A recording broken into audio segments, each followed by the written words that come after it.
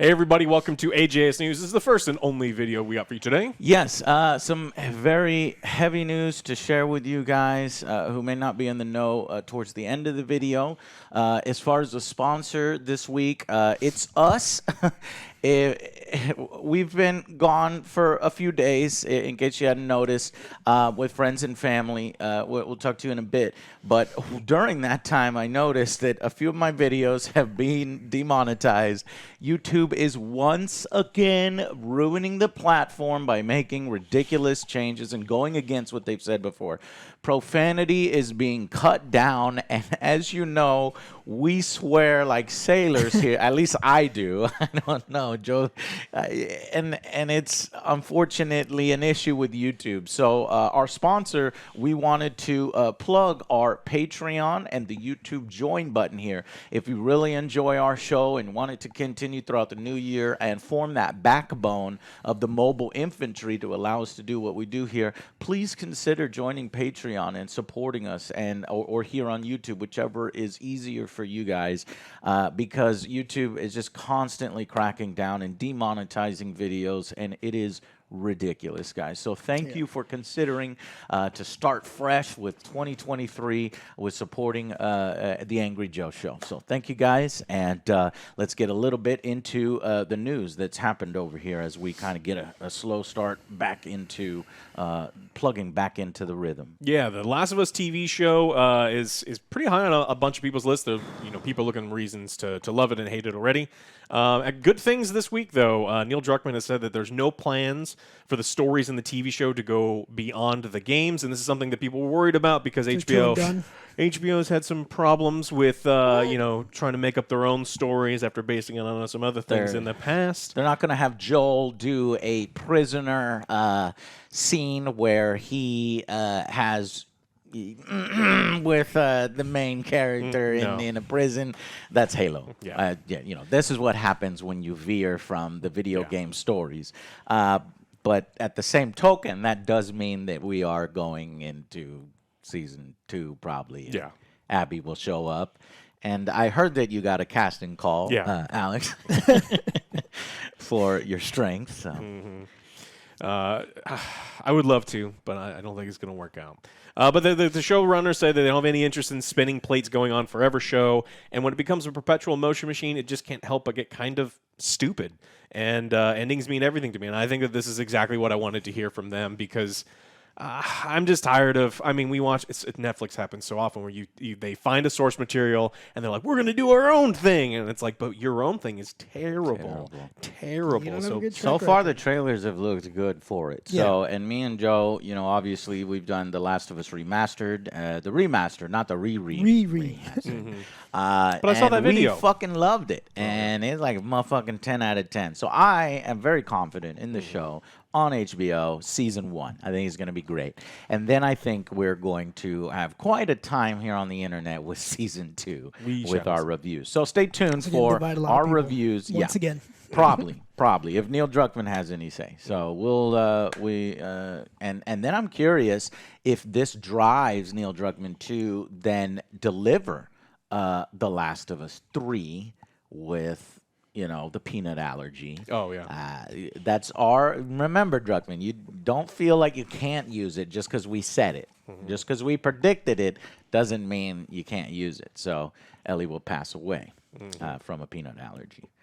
So, well, I'm looking forward to season 3 on HBO, and we'll be there, the Angry Joe Show, reviewing the show for you guys. We also got some news this week from Bloober, who's going to be remaking Silent Hill 2. This is another one of those situations where fans were a little worried, right? Because Bloober does their own thing, which feels a little bit different from, Silent Hill. And people are like, are these people up for making it in the way? And so they put out a bunch of stuff. So according to Bloober, longtime fans shouldn't worry about us missing the point while we're livening up the title. We faithfully stick to the traditional story canon while remaking the gameplay and updating the graphics from ground up. These are the reasons why Konami entrusted us with the remake in the first place. Okay. So they, Konami entrusted you in the first place. when Konami kicked it to somebody that they feel has a proven track record of making horror games that may not necessarily be the best.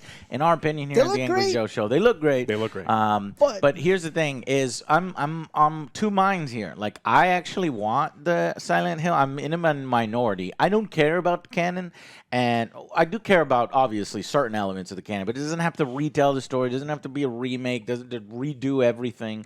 I actually appreciated Kojima's take that with PT and just having this new approach to it. And this Bloober team saying that makes me, we're just going back to, I'm not really that interested, you know. But the other side of that coin is, if you're going to go in a new direction and inject it fresh, is Bloober the right team for it? Because we saw, you know, them doing these new ideas with other games of theirs, and it hasn't quite worked out. So it's a double-edged sword here, and this could be a major win for Bloober, the first Bloober game that the Angry Joe's just like go out and buy, rather than, okay, here's our problems with it. So I don't know. What do you think? I think it's a good. I mean, the problem that I've got with Bloober is I don't think that the writing is as strong, and I think that if they're sticking to the original story and that's not something that they're going to have to play with too much, I think that they can make atmosphere, and I think that they can make games feel good, because I always felt that the atmosphere in their games is very, very strong. And so I think that this could be a good thing if they truly are sticking with what they've said, and I'm not going to be bothered by the changing camera angles. And I think that this could be good. I'm apprehensive, but you know, I'm getting a little excited for it. Okay. All right, let's talk about Wizards of the Coast, company currently on fire and who I now hate. They Magic the Gathering players and D&D. Everyone's pissed at D&D. Everyone's pissed at them. Wow. So they've reportedly canceled at least 5 video games in development now. A couple years ago, they said that they're going to do open world D&D game. They're going to do a game where you play as one of the Planewalkers from Magic, and you're going to do this, and we're going to do this, and they're going to do this. And everyone's like, well, you do one. Can you make one that works first? Do you remember the microtransaction-filled top-down dungeon crawler that you and me played that nobody else ever in the internet played? It was terrible. It was like open beta for a little while, so a few people played it, but it was like microtransaction. Yeah. Micro is what we felt was coming. Yeah. Luckily, they canceled that. So is that list now 6? Or maybe that is in the list of 5. They didn't actually share all the details. They didn't tell us exactly what they canceled, because that might be embarrassing, and some people might be like, but that's what we want. You fucked it up. You fucked the wrong ones up. Yeah. So in 2019, they announced that they had 7 or 8 Dungeons & Dragons video games in the works, including Baldur's Gate 3, Dungeons & Dragons Dark Alliance, one of your favorite games of that year, and a bunch of other things. And so they're just like, 5 of them are gone. So it could be a good thing. They could be looking at it and going, these projects didn't pan out. What they've seen isn't very good, or some of these games probably just didn't even make it off of the whiteboard stage. Yeah. So I don't know. That company's on fire. They're fucking up Magic. They're fucking up D&D. So I don't actually care. Damn. The thing is, I feel like Wizards of the Coast video game side is sort of like Games Workshop video game side a few decades ago, where they just gave everybody their fucking license and saw what stuck. So there were some gems and there were some bad ones, and that's feeling like what Wizards of the Coast is doing, only where's the gems? There's not a whole lot of gems, so a little less success rate than the early days of Games Workshop. So hopefully they get their act together, and not only on the video game side, but obviously on the Magic the Gathering and the D&D side, because that's my passion. It's our passion here, you know. I mean, it's wild. And if those stores, if Magic crumbles, there's a lot of stores across the country that may not be able to stay open and facilitate this gamer and geek culture that we are in love with and we engage with every week. So please, Wizards of the Coast, get your shit together. Yeah, I mean, I think it's coming down from Hasbro that just says, hey, you have to make up for all of these IPs, and then these other companies aren't doing very well. So squeeze the Magic players really hard. D&D is insanely popular. People are talking about it now. It's some of the biggest things on Twitch and on YouTube. There's movies, and there's movies, and so we really need to squeeze all the money out of it. And it's like, well, if sometimes you squeeze so hard that what you're left with is dead. And I think what's happening, and we've seen this before in pen and paper, where they switched over to a style in 4th edition that people didn't quite like. Pathfinder surged up, and it's like I think that they're pretty close to scaring people away from Magic the Gathering, from Dungeons and Dragons, as that pen and paper RPG that they play. So I don't know. I think they're fucking up, and they need someone to fix it. Yeah. All right. Speaking of people fucking up, CD Projekt Red got sued. Let's see. What was the year?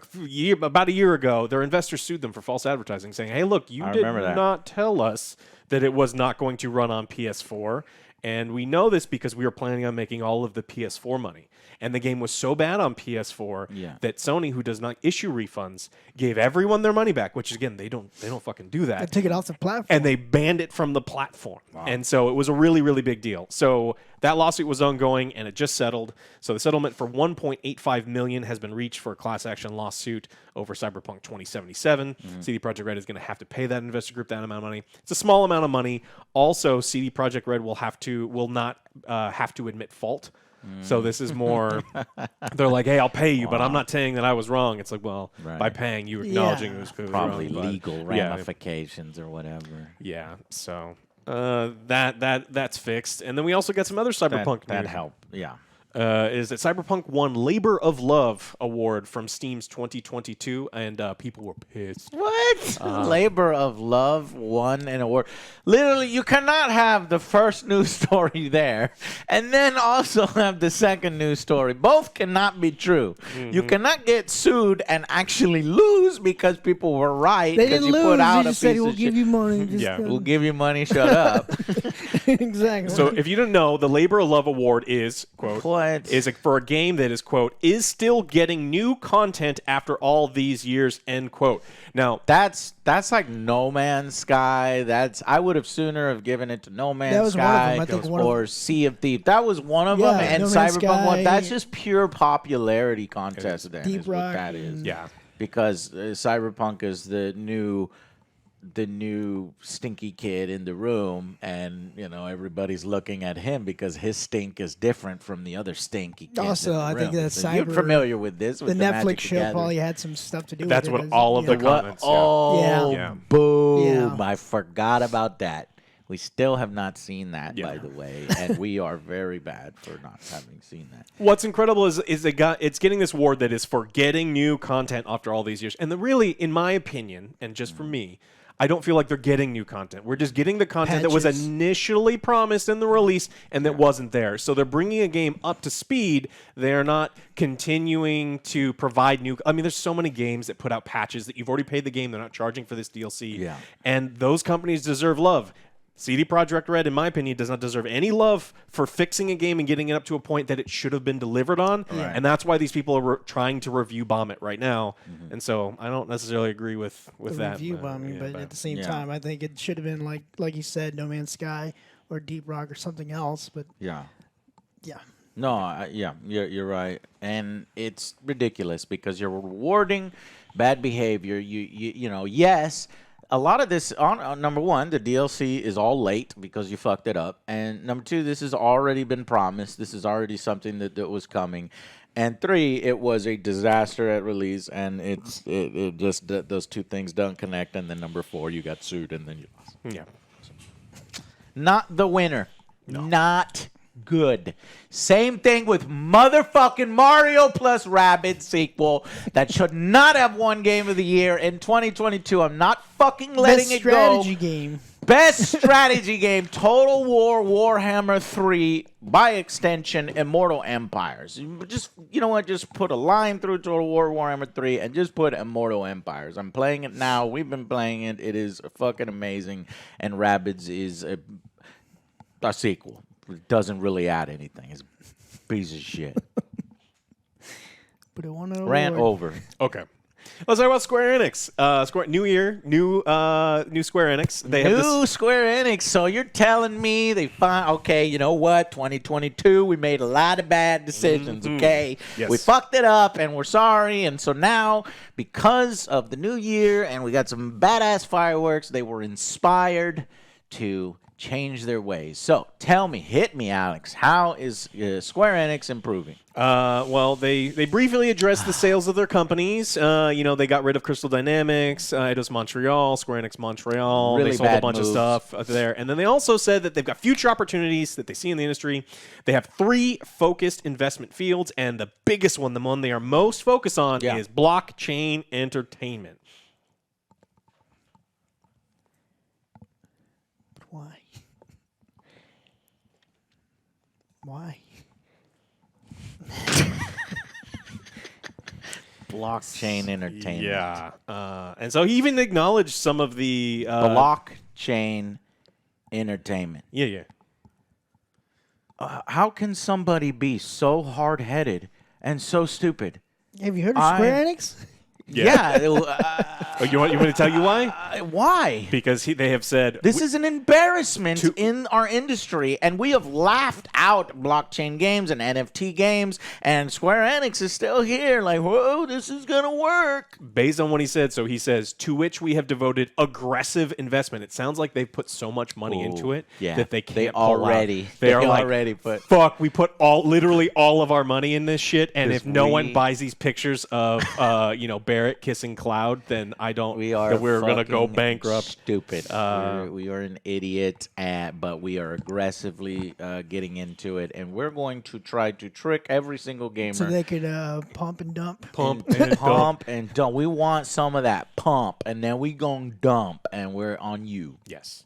So Matsuda said that Square Enix recognizes there's some dodgy stuff here, and that 2022 was a very bad year for Web3 technologies. FTX and fuck Web3 technologies. If that's Logan what the Paul and all of these other people, it's just like all this scam shit. There's something that I saw on the side while we were off is this Logan Paul Crypto Zoo, and the whole investigation with CoffeeZilla. Did you see the videos? Yes. This shit is amazing. CoffeeZilla is amazing, by the way. Yeah. That's some quality work there. And then his initial response is the cringiest fucking thing I've ever seen. Not addressing any of the main issues, not addressing all the phone calls where he's like, "Yeah, man, this is gonna make a lot of money." As if he makes so much goddamn money, it makes us look like a single pixel on a fucking planet, right? In comparison, and yet he's still ripping off people with these. The game is so fun. It's like, really, a fucking pictures, and then your picture gets modified by another picture when you press a button and you waste your money.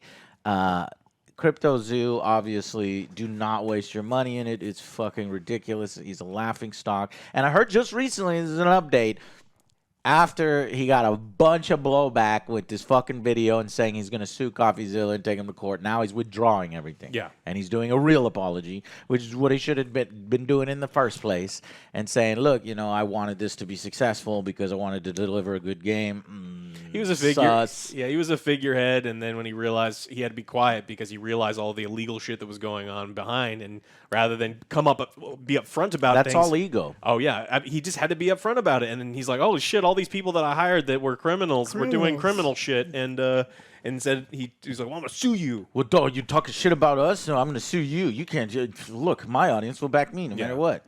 Oh, shit, my audience is not backing me. Uh-oh. Hey, I'm sorry. Yeah. I'm sorry.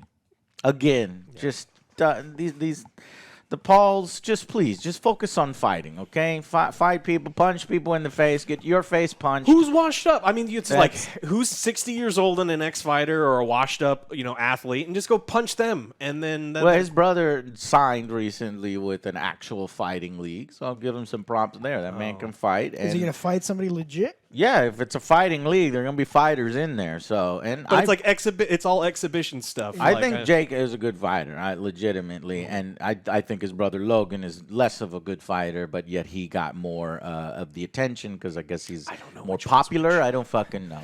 Apparently, and did you know this? The Mayweather fight, they never fucking paid him.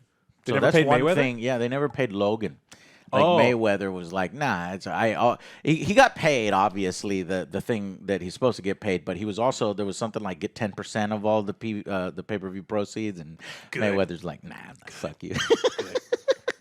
Absolutely. I don't know how you can do it. And so Logan's all like, pay me my money, and I'm like, oh, thank God, that's one good thing Mayweather did is fuck him over on his money because Logan is over here fucking gamers on their money.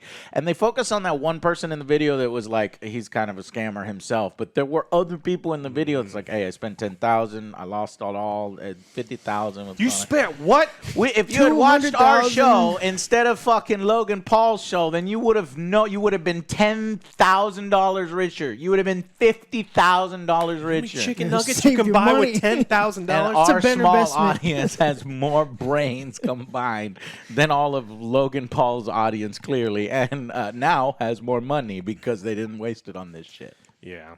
So things that Square Enix could potentially do with it is they were saying like you could track every individual weapon in an MMO. Using the blockchain, and then everyone is like, that's a giant fucking waste of resources because it is so much easier to do it in other ways. Yeah. Stop trying to. It is a cool technology that potentially has some really cool uses outside of video games, but right now it doesn't seem like it makes sense within video games. And what appears to be is Square Enix sunk so much money into it, the same way that Ubisoft did with ports. But Ubisoft has kind of been quiet on it and is like, maybe we're pulling out of that shit because I mean, if Ubisoft between the two of you looks like the smart and reasonable company, you are fucking up, Square Enix. You're making bad decisions. All right, well. We are going to laugh our ass off in 2023 with regards to Square Enix. Now, they know that they have a little golden goose egg, right? Same thing with Activision Blizzard. They have a golden goose egg. Diablo. Square Enix has the golden goose egg. They're one good development studio that is working on the next Final Fantasy. Yeah. So they're just relying on that while they're fucking up in so many other areas, and that cannot be sustained. So we're telling you, we're warning you right now. Seriously. Mm-hmm. We got some information from Arcane this week on Redfall. They said some things that fucking terrified me. According to Redfall creative director, they say that the vampire shooter is not like Left 4 Dead at all. It's like Far Cry. They're like, hey, we Far Cry is not really a comparison. Hey, Far Cry 1 and Far Cry 2, I think even Far Cry 3 and Voss, that shit was great. But then by the next Far Cries, it's, oh my God, it's a formulaic, the same thing over and over. Yeah, I don't think Far Cry as invoking that name excites. Yeah. So it's like, we're not like the legendary zombie game. Yeah, because I saw the trailer. It basically did look for Left 4 Dead, but with vampires. Yeah, embrace that. Because the other one disappointed us. Back 4 Blood. So embrace that. That's really stupid for them to walk away from that. It's going to be open world, right? Yeah, so they said they're 4-player characters. You play together cooperatively, and you're going against the undead. But in terms of the way that you play and experience Redfall, it's not like those games at all. Redfall is more like loading into Far Cry. Again, it's a series that's average at best and not very good, and it's buggy and not good narrative. But you're in a big-ass open world. We have a home base where you can talk to NPCs and get side quests. You can go to the mission table, pick up story-driven missions. Or you can not give a shit about any of that and just head outside, pick a direction, start hauling ass, and run into the living world stuff that we have going on. So that's potentially some cool stuff. But, it was a very scary headline when I first saw it. It's like, no, we're not like that good game that you like. We're like these other games that you don't like. That's 2023? Yes, it's coming out. So I don't think we have the actual release date. Doesn't have a release date, but it's currently expected to be out sometime in the first half of 2023. Okay.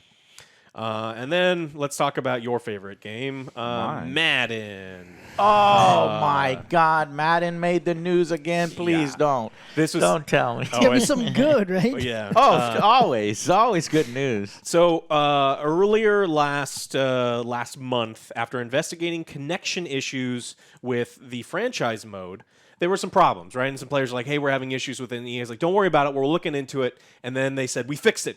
Log in. There's no problem whatsoever."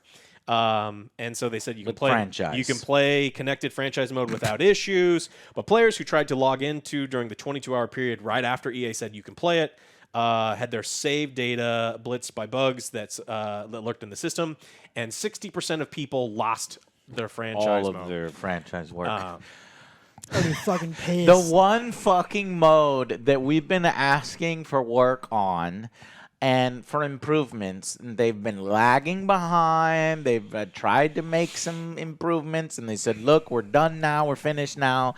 This is the mode that they're fucking people over on. So not only are they neglecting the mode for their goddamn Ultimate Team and they're busting packs, but then they're also fucking your entire 10 17-year seasons that you've been working on after they told you it was good to go. Now, if you're not familiar with Madden in the same way that I wasn't familiar with Madden, what happens is some of these people make 32-person leagues. That's 32 users. It's a lot of fun. Internet people. It's like you make friends. I wish that we could play this with y'all and with our community, but I am not supporting Madden until it's fucking ready. I'm sorry, go ahead. So like OJ was saying that they used to do 32-person leagues that have everyone pick a different team. You play your games by a certain period of time. You progress a season. And apparently it was like a really fun thing to do. It's like people treat it like guilds and MMOs and stuff. All that shit is gone. And there's no way to reclaim it. And people were doing it for long periods of time.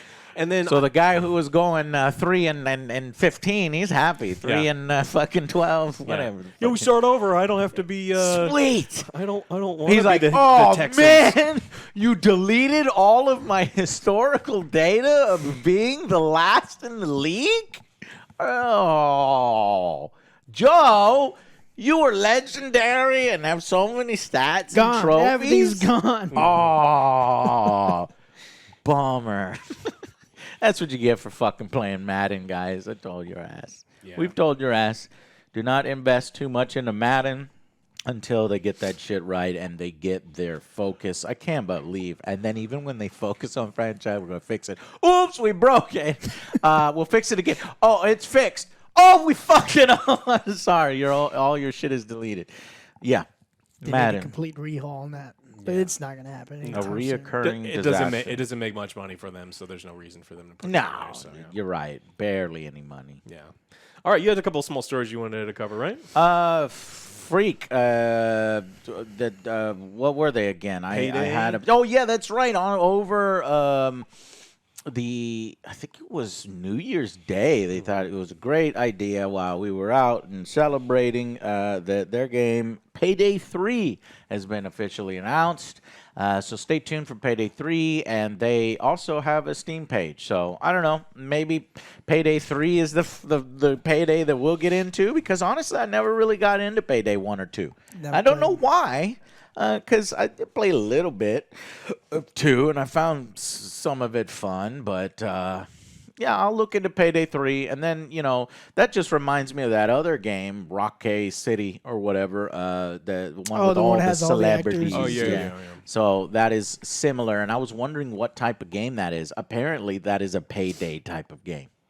So don't be thinking it's like Grand Theft Auto That's where what you're I driving was around. thinking. That's Okay. what I thought too. Yeah. But it All is right. more like a Payday game, but with a story and with those characters when you're going on heists and, doing that. all the money spent on voice acting. And so. We'll see. We'll see if it's put to use. But learning that, I'm not necessarily that excited over that. And then, just recently, Donkey, a fellow YouTuber, started a video game studio. Yes. Just recently announced one of his games is in development. So I'm looking forward to that as a, because that's really cool. When you put your money towards something like that, I don't know how he has that much money to start a game studio. Well, I don't have he's extra publishing. He's publishing. He's going to be an indie game publishing. So it's company. Animal Well is a pixelated wonder rendered in intricate audio and visual detail from Billy Basso.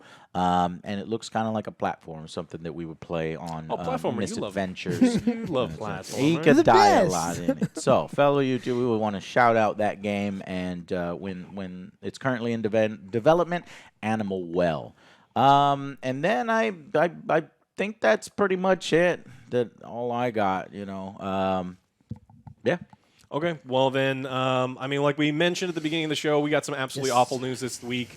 Our very dear friend Ray passed away on Thursday morning. It was very sudden, and if you're looking for more information, Joe has streamed this weekend. I talked a little bit about it on a stream on Sunday. If you want to look that up, the last game that we played together, just shared a story of our, when we spoke, and so as of right now, this is still very early. The family's working out everything, so we don't have a lot of details we could share with you. But we wanted to mention it because Ray was a very near and dear friend to us. Every Wednesday, I would look forward to our streams with Ray.